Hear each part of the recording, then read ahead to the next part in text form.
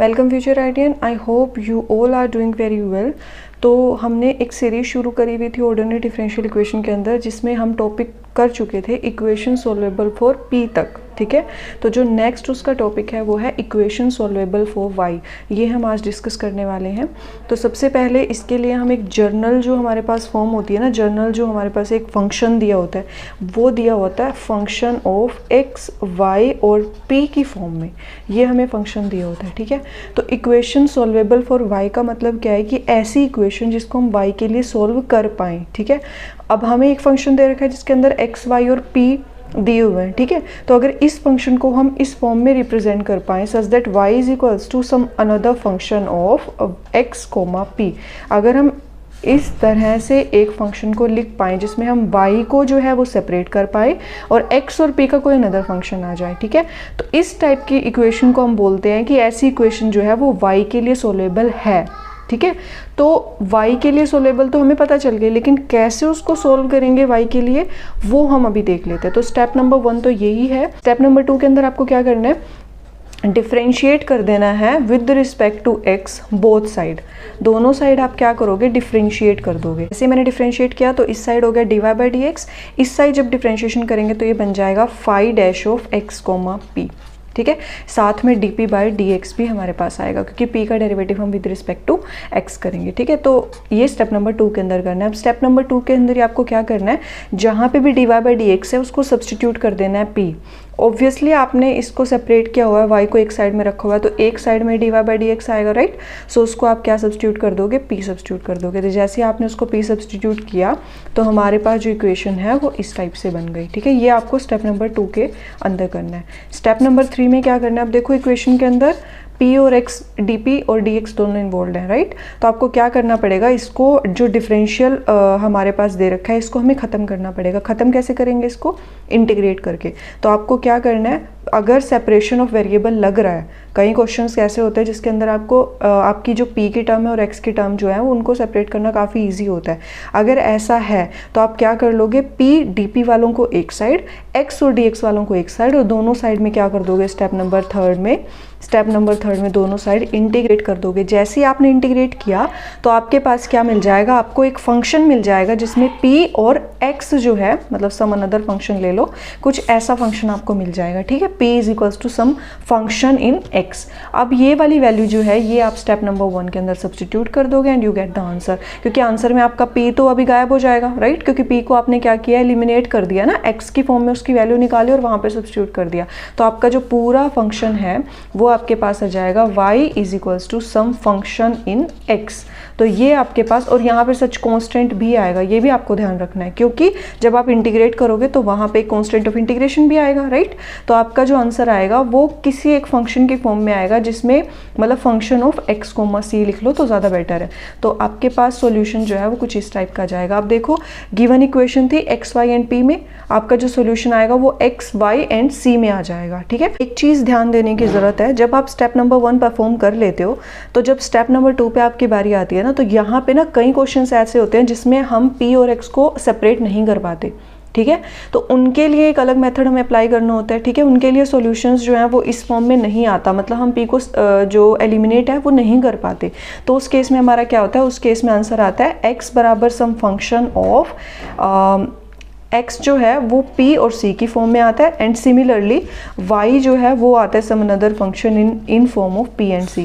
इन दोनों को कंबाइन करके हमारे पास एक सॉल्यूशन आ जाता है। ये सिर्फ तब की बात है जब हमारे पास हम p और x को सेपरेट ना कर पाए, मतलब p को एलिमिनेट ना कर पाए इन दोनों इक्वेशंस में से। अगर इन दोनों इक्वेशंस में से हमारा p एलिमिनेट नहीं हो पा रहा है तो आंसर जो है वो इस फॉर्म का आएगा। इन दोनों को एक साथ जब लिखेंगे, कंबाइन करेंगे, तब हमें सोल्यूशन मिलेगा। ऐसे नहीं है कि x सेपरेटली एक सोल्यूशन दे रहा है और y सेपरेटली एक सोल्यूशन दे रहा है, नहीं। जब दोनों जो हैं वो कंबाइन करेंगे, मतलब इन दोनों को सॉल्व करके, कहने का मतलब जो कि हम नहीं कर पा रहे हैं बिकॉज हमारे पास ऐसी कुछ फॉर्म बन नहीं रही है, तो इन दोनों को कंबाइन करके लिखना जो है वो एक सोल्यूशन बन जाता है। ठीक है, अभी मैं आपको 3 एग्जाम्पल्स जो हैं वो लेके समझाती हूँ क्योंकि हर एक एग्जाम्पल में एक अलग मेथड लगना है, तो मैं बारी बारी आपको एक एग्जाम्पल लेके समझाती हूँ जिससे आपको और क्लैरिफाई हो जाएगा कि एक्चुअल में क्वेश्चन किस टाइप के आते हैं पेपर में। तो सबसे पहले एग्जाम्पल नंबर 1 है, which says that y is equals to 3x plus log p। अब y जो है आपका 3x प्लस log p की फॉर्म में दे रखा है। तो यहाँ पे ये तो क्लियर है कि स्टेप नंबर 1 तो ऑलरेडी सोल्ड है, क्योंकि स्टेप नंबर 1 में क्या होता है, आपको y को सेपरेट करना होता है और एक साइड में x और p का फंक्शन आना चाहिए। अब यहाँ पे ऑलरेडी दे रखा है y जो है वो लेफ्ट हैंड साइड में दे रखा है और राइट हैंड साइड में आपका एक फंक्शन है जिसमें x और p इन्वॉल्व है, राइट। तो आपका एग्जाम्पल नंबर 1 के अंदर जो पहला स्टेप है वो तो ऑलरेडी क्लियर है। अब स्टेप नंबर 2 पे मूव करते हैं। स्टेप नंबर 2 क्या कहते हैं, हमें डिफ्रेंशिएट करना पड़ेगा x को दोनों साइड से, ठीक है। तो मैं यहाँ पे कर लेती हूँ स्टेप नंबर 2। स्टेप नंबर 2 के अंदर क्या होगा, ये एग्जाम्पल नंबर 1 है, ये आपको ध्यान रखना है। एग्जाम्पल नंबर 1 के अंदर जब स्टेप नंबर 2 करेंगे तो क्या करेंगे, दोनों साइड डिफरेंशिएट करेंगे। तो यहाँ पे बन जाएगा dy/dx और यहाँ पे 3x के विद रिस्पेक्ट टू कर रहे हैं तो x का डेरिवेटिव हो जाएगा 1 प्लस में log p का होगा 1/p एंड dp/dx। तो यहाँ से फिर क्या करना होता है, dy/dx को आपको p सब्स्टिट्यूट करना होता है। तो यहाँ पे p हो गया, यहाँ पे 3 प्लस 1/p dp/dx। अब देखो इस क्वेश्चन के अंदर ना काफ़ी मतलब ईजी दिया हुआ है। आप p और जो मतलब x वाले और p वाले जो कोऑर्डिनेट मतलब जो हमारे पास वेरिएबल्स है उनको काफ़ी ईजिली आप सेपरेट कर सकते हो। यहाँ पे वेरिएबल सेपरेशन जो है वो आप लगा के ईजिली उसको कर सकते हो। कैसे, 3 को उधर शिफ्ट करो तो p - 3 equals to 1/p dp/dx। उसके बाद p - 3 को इधर शिफ्ट करो, dx को उधर शिफ्ट करा दो तो dx बराबर 1/p इंटू p - 3 dp। तो ये हमें मिल जाएगा। अब इस इक्वेशन को सोल्व करना तो काफ़ी इजी है। हम यहाँ पे पार्शियल फ्रैक्शन अप्लाई कर सकते हैं, राइट। पार्शियल फ्रैक्शन जैसे अप्लाई करेंगे तो क्वेश्चन जो है वो काफ़ी इजीली सोल्व हो जाएगा। तो सबसे पहले मैंने क्या किया, यहाँ पे पार्शियल फ्रैक्शन अप्लाई करा। पार्शियल फ्रैक्शन मैं आपको प्रॉपर अप्लाई करके नहीं दिखा रही क्योंकि काफ़ी लेंथी हो जाएगी फिर वीडियो, मैं डायरेक्ट कर रही हूँ। तो dx is equals to 1/3 of 1/p - 3 minus 1/p into dp। आप इसको सोल्व करोगे तो you get the same term, ठीक है। तो यहाँ से अब क्या होगा, देखो दोनों साइड क्या कर दोगे, इंटीग्रेशन। मैंने बताया था कि दोनों साइड आपको इंटीग्रेशन करनी पड़ेगी। देखो यहाँ पे स्टेप नंबर 3 के अंदर मैंने बताया था इंटीग्रेशन करनी पड़ेगी ताकि p का आंसर जो है वो x की फॉर्म में मिल जाए। जैसे इंटीग्रेशन करेंगे तो यहाँ से आपको x मिल जाएगा और यहाँ पे 1/3 तो हम बाहर ले लेंगे, 1/p - 3 का हो जाएगा log ऑफ p - 3 और यहाँ पे हो जाएगा log ऑफ p। अब कांस्टेंट लेना होता है, कांस्टेंट के लिए वैसे तो हम log c कंसीडर कर सकते हैं, ठीक है। तो मैंने यहाँ पे क्या लिया, log c ले लिया इंटीग्रेशन कांस्टेंट। मैंने log की फॉर्म में क्यों लिया, क्योंकि दोनों log की फॉर्म में तो काफ़ी इजी कैलकुलेशन हो जाएगा। अगर हमने c कंसीडर करा तो यहाँ पे फिर प्रॉब्लम आएगी, है ना। तो थोड़ा सा इजी सॉल्व करने के लिए मतलब इजी कैलकुलेशन करने के लिए मैंने log c जो है यहाँ पे अज्यूम कर लिया कांस्टेंट ऑफ इंटीग्रेशन। यहाँ पे क्या होगा, 1/3 log m minus log n। log m minus log n का फॉर्मूला होता है log m/n, तो m/n हो जाएगा और प्लस में log c जो है वो चल रहा है हमारे पास। अब देखो यहाँ पे ना 1/3 दे रखा है, अगर मैं log c के आगे भी 1/3 ले लूँ तो थोड़ा सा हमारे लिए और इजी हो जाएगा। बिकॉज अगर 1/3 मैंने यहाँ मतलब यहाँ पे नहीं लिया तो 1/3 इसकी पावर में जाएगा, है ना। तो वो मतलब जो क्यूब रूट है उसकी फॉर्म में आपका आंसर आना है। अब थोड़ा सा आंसर सिंप्लीफाई हो जाए इसके लिए मैंने यहाँ पे 1/3 भी ले लिया। तो यहाँ पे क्या बन गया, 1/3 कॉमन ले लिया तो log of p - 3/p plus में log c। अब मैंने यहाँ पे log m plus log n का फॉर्मूला लगा दिया तो 1/3 log c into p - 3 divided by p। तो ये बन गया मेरे x की वैल्यू। अब यहाँ से x की तो आ गई बट हमें p की वैल्यू चाहिए ना इन द फॉर्म ऑफ x, ताकि हम एलिमिनेट कर पाए, बिकॉज आंसर हमें y x और कांस्टेंट की फॉर्म में चाहिए। तो आप यहाँ से क्या करोगे, p को एलिमिनेट करोगे कैसे, पहले 3 को उधर शिफ्ट कराओ फिर log को उधर शिफ्ट कराओ तो ये बन जाएगा e⁻³ 3x c into p - 3/p, right. तो यहाँ से बन जाएगा 1 - 3/p is equals to e⁻³ c को उधर शिफ्ट कराया तो e⁻³ is equals to 1 - 3/p। 1 को उधर शिफ्ट कराओ तो 3/p is equals to 1 - e⁻³x/c। उसके बाद p कितना आ जाएगा, अगर मैं यहाँ से एलसीएम लूँ, थोड़ा सा सोल्व कर लूँ इसको, ये आ रहा है अभी इसको मतलब जैसे 3/p है is equals to c - e⁻³ है, इसको इन्वर्ट कर दो, ठीक है। तो p/3 हो जाएगा c/c - e⁻³x। ये 3 इधर मल्टीप्लाई हो गया तो p की वैल्यू आ गई 3c/c - e⁻³ तो ये आपका p की वैल्यू जो है वो आ गई c और x की फॉर्म में। अब इस p की वैल्यू को जो हमें गिवन इक्वेशन है उसके अंदर आप सब्स्टिट्यूट कर दो, जहाँ पे भी हमारा p है वहाँ पे। जैसे सब्स्टिट्यूट करेंगे तो क्या आ जाएगा, y is equals to 3x plus में log of 3c by C minus E की पावर 3x। तो ये जो है हमारा सॉल्यूशन देखो y x और c की फॉर्म में आ रहा है, तो ये हमारा सॉल्यूशन हो जाएगा। ठीक है, तो ये पहला एग्जांपल है जिसमें हमें काफ़ी ईजिली हमने उसको सॉल्व कर लिया है। ठीक है, अगर आपको ऐसा कुछ दे रखा है जिसमें आप ईजिली p और x के वेरिएबल्स को सेपरेट कर सकते हो। ठीक है, अभी मैं एग्जाम्पल नंबर 2 की तरफ मूव करती हूँ। एग्जाम्पल नंबर 2 के अंदर थोड़ा सा डिफरेंट है, तो ये आप थोड़ा ध्यान से देख लीजिएगा। काफ़ी इंपॉर्टेंट एग्जाम्पल और इस पे बेस्ड काफ़ी बार क्वेश्चन देखे जाते हैं हर एक एग्जाम्स में। तो सबसे पहले मैंने लिया एग्जाम्पल नंबर 2 की स्टेटमेंट। एग्जाम्पल नंबर 2 की स्टेटमेंट कहती है y plus p x is equals to x की पावर 4 पी स्क्वायर। अब इसके लिए हमने स्टेप नंबर 1 लगाना पड़ेगा, पी एक्स को उधर शिफ्ट करना पड़ेगा। तो y is equals to x की पावर 4 पी स्क्वायर माइनस में पी एक्स, ये मेरे पास क्या आ जाएगा, इक्वेशन नंबर 1 आ जाएगी। तो ये मैंने कंसीडर कर लिया स्टेप नंबर 1 के अकॉर्डिंग, y को लेफ्ट हैंड साइड में और राइट हैंड साइड में बाकी सारे फंक्शन को भेज दिया। तो ये मेरे पास एक्चुअल में क्वेश्चन आ गया। उसके बाद मेरे को क्या करना होता है, स्टेप नंबर 2 के अंदर डिफरेंशिएट करना होता है विद रिस्पेक्ट टू x। तो जैसे डिफरेंशिएट करूंगी, left hand side become d Y by D x and right hand side क्या देगी हमें, x की, यहाँ पे ना आप प्रोडक्ट रूल लगा लो, तो x की power 4 as it is, p square का हो जाएगा 2p इंटू में डी पी बाई dx, फिर प्लस में p square as it is और x की पावर 4 की हो जाएगी 4x की पावर 3, फिर माइनस में px पे भी आप प्रोडक्ट रूल लगाओगे तो p as it is, x का डेरिवेटिव 1, फिर क्योंकि वैसे तो प्रोडक्ट रूल के अंदर प्लस आता है लेकिन बाहर माइनस है तो इसीलिए यहाँ पे मैंने माइनस लिखा है, फिर माइनस में x और p का हो जाएगा dp बाई dx। ठीक है, ये हो गया। अब स्टेप नंबर 2 अभी कंप्लीट नहीं हुआ है क्योंकि हमें इसको क्या करना है, p सब्स्टिट्यूट करना है। तो यहाँ से क्या हो जाएगा, इसकी जगह p आ जाएगा। यहाँ पे मैं इसको थोड़ा सा ओपन करके लिख रही हूँ। ये मेरे पास जो है इक्वेशन बनेगी 4x की पावर 3 पी स्क्वायर माइनस में p माइनस में x D P by D x. अब इस p को मैं राइट हैंड साइड में शिफ्ट करा दूंगी, तो ये बन जाएगा 2px की power 4 D P by D X plus में 4x की पावर 3 पी स्क्वायर। अब देखो माइनस p है, ये भी उधर जाके माइनस बनेगा तो ये दे देगा माइनस 2p, उसके बाद माइनस में x D P by dx। तो ये हमारे पास और बराबर में 0, तो ये हमारे पास इक्वेशन आ गई। अब देखो इस इक्वेशन में हम p और x को सेपरेट नहीं कर पा रहे हैं, थोड़ी कॉम्प्लिकेटेड जो है वो इक्वेशन है, तो हम p और x को सेपरेट नहीं कर पा रहे हैं। तो उसके लिए मैं क्या करूँगी, यहाँ पे फैक्टराइज कर दूंगी पूरी इक्वेशन को। ठीक है, तो ये हमारे पास एक डिफरेंट मेथड होता है जिसमें हम इक्वेशन को सेपरेट फैक्टराइज कर पाते हैं।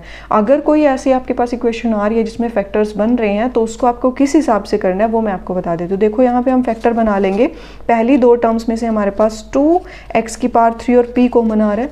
जैसे ही मैंने 2px की पावर 3 कॉमन लिया, यहाँ बचा x dp बाई dx और प्लस में यहाँ बच रहा है खाली 2p। ठीक है, अब इन दोनों में से -1 कॉमन आ रहा है, तो 2p plus x dp by dx बराबर 0। ठीक है, अभी देखो हमारे पास फैक्टर बन रहे हैं, दोनों सेम टर्म्स हैं, तो यहाँ से हमारे पास फैक्टर कितना बन जाएगा, फैक्टर बन रहा है मेरे पास 2p plus x dp by dx और साथ में आ रहा है मेरे पास 2x की पावर 3p माइनस 1। ठीक है, बराबर 0। तो ये मेरे पास जो है फैक्टर्स बन रहे हैं। अभी देखो यहाँ पे ना बहुत इंपॉर्टेंट चीज़ है, ये अगर आपको याद रह गई तो पूरा क्वेश्चन सोल्व हो जाएगा। ठीक है, इसके लिए आपको क्या करना होता है, सबसे पहले हमें, क्योंकि हमने लास्ट वाले क्वेश्चन में किया था कि जो जिस भी वेरिएबल जो भी हमारे पास D P by D X की फॉर्म में दिया होता है, हमें उसको सॉल्व करके हमें पी और एक्स की वैल्यू में फॉर्म में एक इक्वेशन मिलती है, राइट। अब देखो अगर मैंने इसको सपोज कर लिया तो आपके पास पी की वैल्यू तो आ जाएगी, बट हम इंटीग्रेशन वाला स्टेप मिस हो जाएगा। और मैंने आपको शुरू में ही बोला था कि इंटीग्रेशन वाला स्टेप मिस नहीं हो सकता। ठीक है, तो आपको यहाँ पे ये सिर्फ मैंने याद करने का आपको एक तरीका बताया है। ठीक है, तो आपको क्या करना है, यहाँ पे एलिमिनेट कर देना होता है एक ऐसी टर्म को, eliminate the term which does not contain dp by dx। आपको एक ऐसी टर्म को एलिमिनेट कर देना होता है जिसमें dp बाई dx नहीं है। तो देखो इसके अंदर dp बाई dx नहीं है, तो आप इसको एलिमिनेट कर दोगे एंड इसको आप ले लोगे। ठीक है, यहाँ से सॉल्व करोगे और आपके पास p की वैल्यू आएगी इन द फॉर्म ऑफ x और आप इसको एलिमिनेट कर दोगे। ये जो है ये बहुत इंपॉर्टेंट स्टेप है, इसको ध्यान रखना है बस। ठीक है, तो आपने क्या किया, इसको एलिमिनेट कर दिया, यहाँ से लिया 2p plus x dp by dx बराबर 0। आप इस फैक्टर को एज्यूम करोगे सिर्फ, तो यहाँ से फिर वही वेरिएबल सेपरेशन लगाना है, 2p बराबर minus x d P by D x, यहाँ से हो जाएगा माइनस 2 dx बाई एक्स और is equals to d P by ये दोनों साइड आपको इंटीग्रेशन कर देनी है। तो यहाँ से हो जाएगा -2 log x is equals to log p plus में log c, मैंने कॉन्स्टेंट ऑफ इंटीग्रेशन ले लिया। तो यहाँ से बन गया x की power -2 is equals to log x की पावर -2 और यहाँ से हो गया log c into p, log m plus log n लगा दिया और यहाँ पे n log m जो होता है वो होता है log m की पावर n। ठीक है, मैंने ये लगा दिया, ये आइडेंटिटी यहाँ पे यूज़ कर ली। तो यहाँ से हो गया, अब देखो log log दोनों साइड है, या तो एक्सपोनेंशियल लेके दोनों साइड से कैंसिल कर दो, तो ये बन जाएगा x की पावर -2 बराबर सी पी, मतलब p की वैल्यू कितनी आई है c by x square. X की पावर -2 थी ना, तो उसको हम लिख सकते हैं c बाई एक्स स्क्वायर। तो p की वैल्यू आ गई c बाई एक्स स्क्वायर। अब आपको क्या करना है, p की जो वैल्यू आई है उसको जो गिवन इक्वेशन थी वहाँ पे आप सब्सटीट्यूट कर दो। जैसे सब्सटीट्यूट करोगे तो क्या हो जाएगा, y is equals to x की पावर 4 p स्क्वायर, p की जगह क्या आएगा, p की जगह c बाई एक्स स्क्वायर है तो p का स्क्वायर करेंगे तो ये हो जाएगा c स्क्वायर बाई एक्स की पावर 4 माइनस में p की जगह c बाई एक्स स्क्वायर और साथ में x है। यहाँ से देखो ये दोनों कैंसिल हो जाएंगे, ये दोनों कैंसिल हो जाएंगे, तो c square minus c by x, ये आपके पास जो है, ये आपके पास सॉल्यूशन जो है वो आ जाएगा। देखो y x और c की फॉर्म में आपका सॉल्यूशन आ रहा है, राइट, y x और c की फॉर्म में एक फंक्शन आ रहा है, तो ये आपका सॉल्यूशन बन जाएगा। ठीक है, तो आपको क्या करना होता है, अगर इस टाइप का कोई क्वेश्चन है जहाँ पे फैक्टर्स बन रहे हैं तो उस टाइप के क्वेश्चन को सोल्व करने के लिए हमें वो टर्म को एलिमिनेट करना होता है जिसके अंदर D P by D x involve नहीं है। हमें दूसरी क्वेश्चन को एज्यूम करना होता है, उसको सोल्व करके हम p की वैल्यू निकालते हैं in the form of x, last में सब्सटीट्यूशन कर देते हैं गिवन इक्वेशन में and we get the solution. ठीक है, अभी मैं एग्जाम्पल नंबर 3 की तरफ मूव कर रही हूँ जो कि काफ़ी डिफरेंट एग्जाम्पल है और उसमें से भी हमारे पास जो है क्वेश्चन आ सकता है पेपर में। तो क्योंकि मैं नहीं चाहती कि अगर सोल्वेबल फॉर y के लिए कोई भी क्वेश्चन आए वो आपका गलत हो, तो इसीलिए मैं हर टाइप के क्वेश्चन करा रही हूँ। तो देखो एग्जाम्पल नंबर 3 क्या कहता है, 4p की पावर 3 प्लस में 3xp is equals to y, ये आपको इक्वेशन दी हुई है। अब देखो y तो सेपरेट है ही इसमें, है ना, तो स्टेप नंबर 1 तो ऑलरेडी क्लियर्ड है। अब स्टेप नंबर 2 की तरफ डायरेक्टली मूव करते हैं जिसमें हमें क्या करना होता है, डेरिवेटिव करना होता है।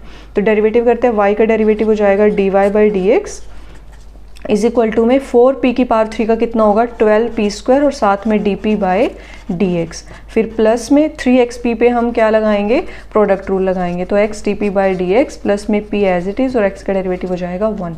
अब dy बाई dx को p सब्सटीट्यूट कर दो तो ये हो गया 12p square dp by dx, 3 को मैंने अंदर मल्टीप्लाई कर दिया तो 3x dp by dx plus में 3p। ठीक है, ये आ गया। उसके बाद p को साइड शिफ्ट करा दो तो ये बन जाएगा 12p square dp by dx plus में 3x dp by dx is plus में 2p बराबर 0। अब मैंने क्या किया, इन दोनों में से देखो यहाँ पे तो काफ़ी इजी हो रहा है, dp बाई dx को आप कॉमन ले लोगे तो dp बाई dx को कॉमन लोगे 12p स्क्वायर प्लस 3x बराबर में माइनस का 2p हो जाएगा। उसके बाद dp बाई dx यहीं रह जाएगा और ये बन जाएगा -2p divided by 12p square plus 3x। अब देखो इसके लिए ना एक छोटे सा ट्रिक है, आपको ध्यान रखना है क्योंकि यहाँ पे पार्शियल फ्रैक्शन हम नहीं अप्लाई कर पाएंगे बिकॉज ऊपर वाले जो न्यूमरेटर है उसकी डिग्री कम है और डिनोमिनेटर की डिग्री ज़्यादा है। इस टाइप की क्वेश्चन को सोल्व करने के लिए ना ऑर्डिनरी डिफरेंशियल इक्वेशन में एक छोटी सी ट्रिक होती है, आपको क्या करना होता है, इन्वर्जन कर देना होता है पूरी इक्वेशन का। इन्वर्जन करोगे तो यहाँ से बन जाएगा dx by d which is equals to 12p square plus 3x by -2p। इसको थोड़ा सा और सिंप्लीफाई करोगे तो ये बन जाएगा माइनस का 6p और -3 बाई 2x बाई p, ये आपकी इक्वेशन बन जाएगा। अब देखो जिन्होंने भी लीनियर फर्स्ट ऑर्डर की लीनियर डिफरेंशियल इक्वेशन पढ़ा है वो इसको काफ़ी इजीली सोल्व कर देंगे, बट जिन्होंने उसके बारे में नहीं पढ़ा उनको काफ़ी प्रॉब्लम होने वाली है। तो मैं तो यही रिकमेंड करूँगी, तो फटाफट से डिस्क्रिप्शन में देखो, आपको लिंक मिलेगा, वहाँ पे first order linear differential equation को सोल्व किया हुआ है मैंने, उसको जाके देखो, आपको ईजिली समझ आ जाएगा। जिनको ऑलरेडी पता है उनके लिए मैं फर्दर सोल्व कर देती हूँ इक्वेशन को।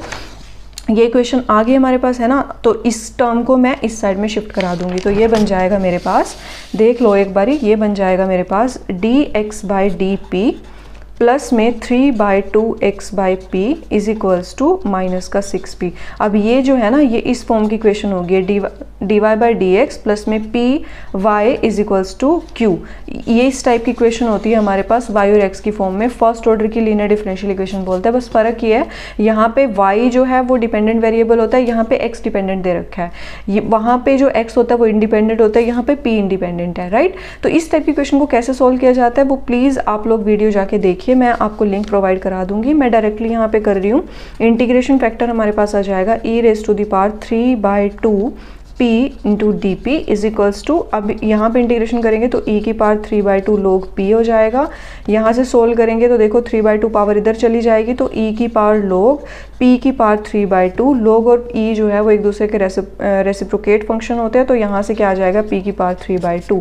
ये हमारे पास इंटीग्रेटिंग फैक्टर आ गया। उसके बाद सॉल्यूशन जो है वो क्या होगा हमारे पास, वो होगा x इंटू में integrating factor is equals to -6p into में इंटीग्रेटिंग फैक्टर इंटू में डी प्लस में c is the constant of integration. तो इंटीग्रेशन फैक्टर आया था x p की पावर 3/2, यहाँ से माइनस का 6p है और साथ में p की पावर 3/2 होगा। इसको हम सोल्व कर लेंगे तो ये बनेगा x p की पावर 3/2 इज इक्वल्स टू, यहाँ से कितना बन रहा है p की पावर 5/2 की इंटीग्रेशन करोगे तो कितना हो जाएगा -6 p की पावर 7/2 डिवाइडेड बाय 7/2 प्लस में c। अब क्या करेंगे, p की पावर 3/2 को इधर शिफ्ट करा देंगे तो ये बन जाएगा x is equals to -12/7, p की पावर यहाँ पे 7/2 है, यहाँ पे 3/2 है तो ये 2 रह जाएगा, प्लस में c p की पावर -3/2। आप सोल्व भी कर सकते हो, 7/2 -3/2 is 4/2 which gives us p की पावर 2। सो ये हमारे पास x की वैल्यू आ गई। अब देखो इस इक्वेशन में से हम p को सोल्व नहीं कर सकते बिकॉज दोनों p की पावर्स डिफरेंट है ना, तो हम p को मतलब p की वैल्यू नहीं निकाल पाएंगे x की फॉर्म में। तो अगर ऐसी इक्वेशन बन रही है जिसमें से आप p और x को सेपरेट नहीं कर सकते, x को तो हम कर पा रहे हैं बट p की वैल्यू नहीं निकाल पा रहे हैं x की फॉर्म में, तो अगर कोई भी आपको ऐसी इक्वेशन मिलती है जिसमें आप p की वैल्यू नहीं ढूंढ पाते x की फॉर्म में, तो आप उस इक्वेशन को वहीं पर लीव कर देते हो। तो हमारे पास जो x है वो function in p and c की फॉर्म में हमारे पास आ गया, लेकिन ये अकेला सोल्यूशन नहीं देगा, ठीक है, हमें ये दोनों कंबाइन करके हमें एक सॉल्यूशन देंगे, है ना। तो वो सॉल्यूशन मतलब ये जो y है ये कैसे आएगा, आप जो x की वैल्यू आपके पास p की फॉर्म में आ रही है वो आप गिवन इक्वेशन में सब्सटीट्यूट करोगे। तो क्या करेंगे, जहाँ पे भी y है, जैसे 4p की पावर 3 प्लस में 4p की पावर 3 प्लस में 3xp तो एज इट इज़ रहेगा, y की जगह पे जो आंसर मतलब y तो एज इट इज़ रहेगा बट x की जगह पे जो भी आपका सॉल्यूशन आया वो आप सब्सटीट्यूट कर दोगे। तो ये बन जाएगा 4p की पावर 3 प्लस में 3p, x की जगह पे करोगे -12/7p स्क्वायर प्लस में cp की power -3/2 is equals to y। इसको थोड़ा सा आप सिंप्लीफाई कर लो तो y की वैल्यू जो है वो आ जाएगी 4p की पावर 3 -36/7p की पावर 3 प्लस में 3cp की पावर -1/2। ये इक्वेशन आई है। आप यहाँ से और थोड़ा सिंप्लीफाई कर सकते हो क्योंकि दोनों क्यूब की फॉर्म में है, तो जैसे इसको सोल्व करोगे तो y is equals to 28 - 36 is -8/7p cube plus में 3cp की पावर -1/2।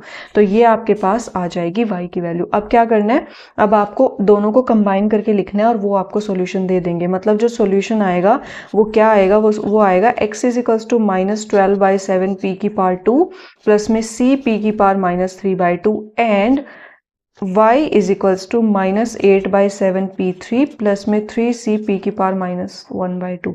तो ये दोनों जो हैं ये कंबाइन होकर आपको क्या देंगे, सॉल्यूशन देंगे इस थर्ड एग्जाम्पल का। ठीक है, तो मैंने यहाँ पे 3 एग्जाम्पल डिस्कस करे हैं जिसमें हमने अलग अलग मेथड से जो है क्वेश्चन को सोल्व करा है, ऐसी क्वेश्चन को जो y के लिए सोल्वेबल हो। ठीक है, आई होप आपको समझ आया होगा। तो अगर वीडियो ठीक लगी है तो प्लीज़ वीडियो को लाइक करें, चैनल को सब्सक्राइब करें, उन दोस्तों के साथ शेयर करें जिनको नीड है एक्चुअल में सोल्वेबल फॉर y के लिए क्वेश्चंस को समझने की।